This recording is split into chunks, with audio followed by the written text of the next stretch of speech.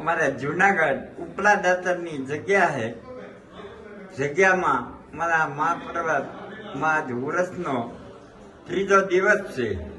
ત્રીજા દિવસે અમે દીપમાળાનો ઉત્સવ હોય અને મહેંદી બોલતા હૈ, ઉર્સ બોલતા હૈ, ઓલા દીપમાળાનો બોલતા હૈ.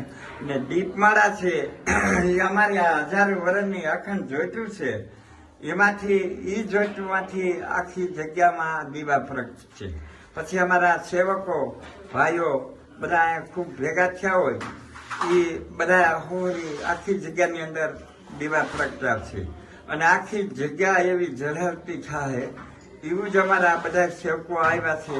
એ બધાના શરીરની અંદર ઝળહળતી આખું વરસ જાતું હોય અને બધાને ખૂબ આનંદ થતો હોય અને બધા ખૂબ ધન્ય બનતા હોય. જય દાતા.